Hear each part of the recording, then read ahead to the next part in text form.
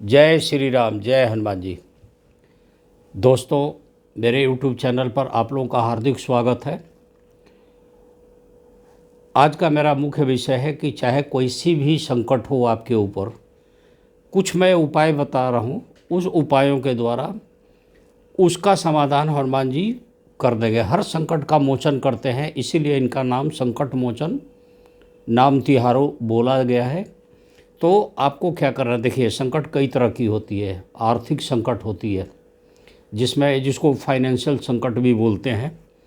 कुछ संकट ऐसे होते हैं कि शत्रु द्वारा पैदा हो जाती है।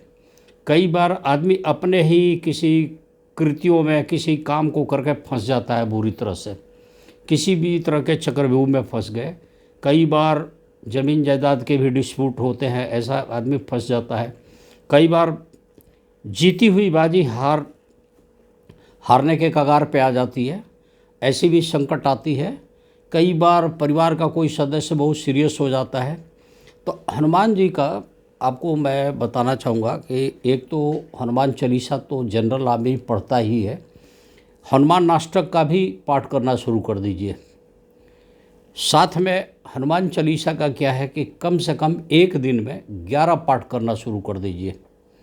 और शुरुआत कीजिएगा शुक्ल पक्ष के यानी उजाले पक्ष के मंगलवार से, और लगातार 11 बार सुबह 11 बार शाम, नहीं तो वन टाइम ही 11 बार करना शुरू कर दीजिए। और कम से कम ये 40 दिन लगातार करते चले जाइए। बहुत इमरजेंसी हो तो 11 दिन के बाद आप बंद कर सकते हैं, या 21 दिन पे बंद कर सकते हैं, या 40 के 40 दिन पूरा कर लीजिए। तो हनुमान चालीसा अपने आप में सिद्धि है। हनुमान चालीसा पढ़ने वाला की हर चीज़ें सिद्ध हो जाती है।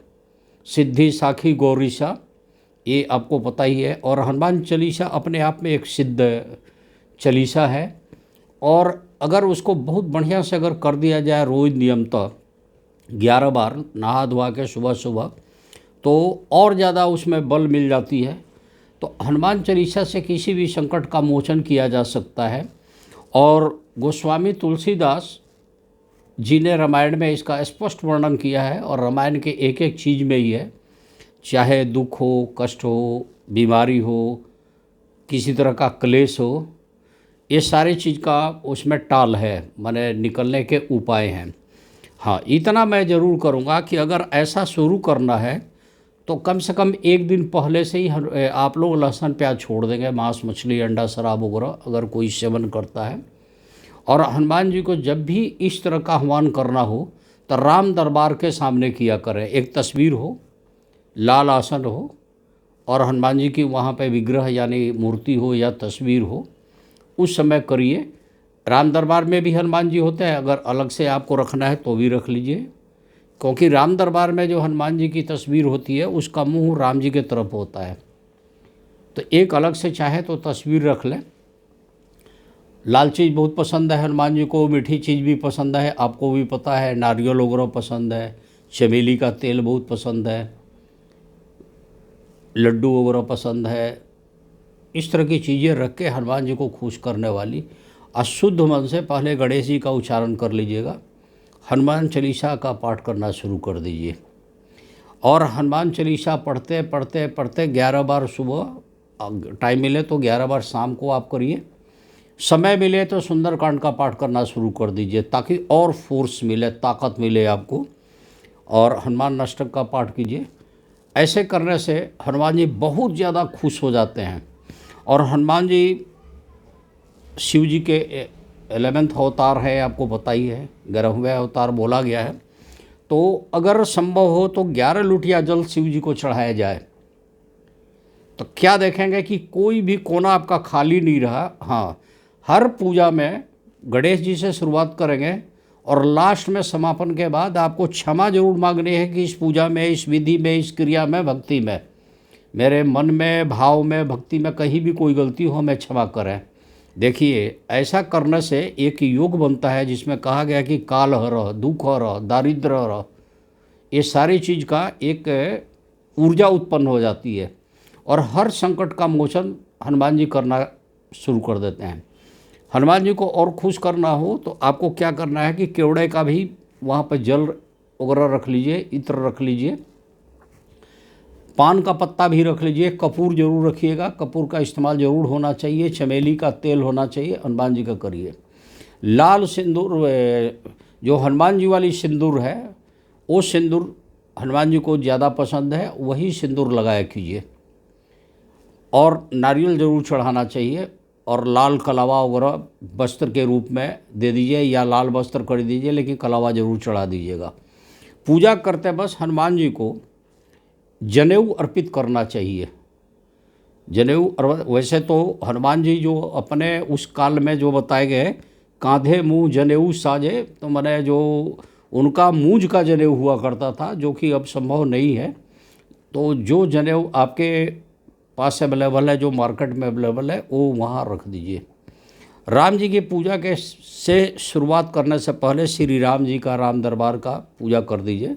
जैसे बोलिए सीताराम सीताराम, जय श्री राम, ये आपने बोला। अब देखिए इसमें कई चीज़ें होती है। एक प्रयोग मैंने कई लोगों पर ऐसे करा है, जैसे कई लोगों का क्या है, एक कोई केस थी, उनका संबंध बार बार टूट जाता था। एक लड़की थी, उसकी कहीं भी शादी तय होती थी टूट जाती थी। एक जेंट्स ही थे, उनका ना अच्छे स्वभाव था, लेकिन सच्चे आदमी थे और सच्ची बोली बोलते थे, जिसको कर्टेल रिप्लाई बोलते हैं। उसके कारण में उनका संबंध काफ़ी बिगड़ता था। बाद में उनको मैंने समझाया कि ये कलयुग है, बहुत कुछ है, इतना संभव नहीं है, कुछ बातें मन के अंदर रखा कीजिए और आप हनुमान जी का आराधना करना शुरू कर दीजिए। रामायण पढ़िए, रामायण में पारिवारिक हर घटना का जिक्र आ जाता है, क्लेश वगैरह भी खत्म होती है, कर्तव्य के प्रति आदमी काफ़ी आस्थावान बन जाता है। ऐसा उन्होंने करना शुरू कर दिया और उनकी ये स्थिति बहुत अच्छी हो गई। चाहे रोजी रोज़गार की संबंध हो, सबसे ज़्यादा आजकल कलयुग में फाइनेंशियल दिक्कत आती है और तरह तरह के बीमारियाँ नई नई निकल के आ रही हैं, जैसे कॉमन होती जा रही है हार्ट अटैक, लीवर किडनी की समस्या, कैंसर भी बहुत बुरी तरह से फैल रहा है। तो ऐसे लोगों को मैं सजेस्ट यही करूँगा कि संकट मोचन हनुमान जी का जाप करें, और हनुमान जी का जितना जाप करेंगे इस कलयुग में, इससे बढ़िया कुछ नहीं होगा। और देखिए हनुमान जी को जैसे कि आपने कपूर वगैरह चढ़ाए, एक दो कपूर पूजा करके अपने पास रख लीजिए, सिरहाने रख के सो जाइए। किसी भी तरह के निगेटिव चार्ज को ऑब्जर्व कर लेता है, सपना बुरी नहीं आएगा, डरावनी कोई बात नहीं आएगी, मन में कोई खराब फतूर नहीं आएंगे। ये सब करने से बहुत ही आपका कल्याण होगा। इसका प्रयोग मैं कई लोगों को हनुमान जी के मार्फत से बताते आ रहा हूँ। अभी मैंने पीछे वीडियो डाला था चंद्रबीस दोष, हालांकि पब्लिक ने उसको शायद अपने ज़रूरत की नहीं समझी होगी, लेकिन हर आदमी की ज़िंदगी में चंद्रबीस का प्रभाव पड़ता है। किसी के जन्म से होता है, किसी का बाद में पड़ता है। चंद्रबीस एक ऐसा दोष है कि आपके अमृत भरी ज़िंदगी में जहर घुल जाती है। तो अगर कोई इंटरेस्ट ले तो उस वीडियो को आप ज़रूर देखेंगे, चंद्रबीस दोष का उपाय जो मैंने लिखे थे, और वो बहुत ज़रूरी है। बाद में वो गले से ख़राब होते होते बहुत ख़राब बीमारी तक देती है। कई आदमी को इस तरह की प्रॉब्लम्स होती है, मानसिक रूप से काफ़ी लोग अशांत होते हैं, डिप्रेशन में भी जाते हैं, सुसाइडल टेंडेंसी भी आती है लोगों की। तो कई तरह के उसमें हमने दिया है, रंग भंग योग बनता है। और मैं मैक्सिमम मेरी वीडियो हनुमान जी से रिलेटेड रहती है। हालांकि मैं एक एस्ट्रोलॉजर हूँ, हर समस्या को भी देखता हूँ, और भी देवी देवता की पूजन करना चाहिए, और कराता भी हूँ, करता भी हूँ, बताता भी हूँ, सजेशन में है मेरे। लेकिन जो सबसे ज़्यादा कारगर है वो चीज़ें मैं आपके सामने लेके आता हूँ। इसमें ध्यान रखने की बात है कि पान का पत्ता जनेऊ जरूर होना चाहिए इस पूजा में, और हनुमान जी का कम से कम 11 टाइम्स यानी 11 बार आपको सुबह जाप करनी ज़रूर है, और एकदम नहा धोआ के शुद्ध अवस्था में करें। अब टाइमिंग के ऊपर भी देखिए मतभेद होता है पंडितों में, शास्त्रों में। या तो ब्रह्म मुहूर्त में कीजिए, कुछ लोग कहते हैं कि ब्रह्म मुहूर्त में प्रभु श्री राम की सेवा में है। ये सब आपका काम नहीं है सोचना। आप अपने दिल से 24 आवर्स में जब भी आपको आवश्यकता पड़े तो हनुमान जी खड़े हैं। अब हनुमान जी की आप पूजा कीजिए और मन से कीजिए।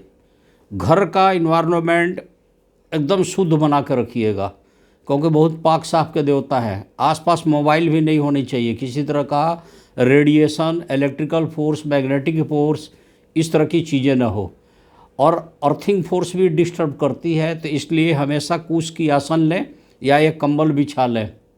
और ख़ुद हनुमान जी का विग्रह, तस्वीर, मूर्ति जो भी है उसको भी एक अच्छे लाल कपड़े के ऊपर रखना चाहिए। लकड़ी का टेबल हो उसके ऊपर रखिए, लकड़ी के मंदिर हो जो बनाई जाती है, लेकिन बिना गुंबद की मंदिर घर में शुभ होती है। इस तरह के करके आप चलें तो आप क्या देखेंगे कि आपके हर संकट का मोचन कर देंगे, कैसी भी संकट हो। यही मेरा आज के वीडियो का चैप्टर है कि आप हनुमान जी पे भरोसा करिए, दिल से भरोसा करिए। जितने सच्चे मन से आप भरोसा करेंगे, हनुमान जी आपको उतना ही अपना लेंगे। और हनुमान जी की पूजा से पहले प्रभु श्री राम को जरूर याद कीजिए। इन्हीं शब्दों के साथ मैं आज का वीडियो समापन करता हूँ। मिलूँगा नेक्स्ट वीडियो में, तब तक के लिए आज्ञा दीजिए और प्रेम से बोलिए जय श्री राम, जय हनुमान जी।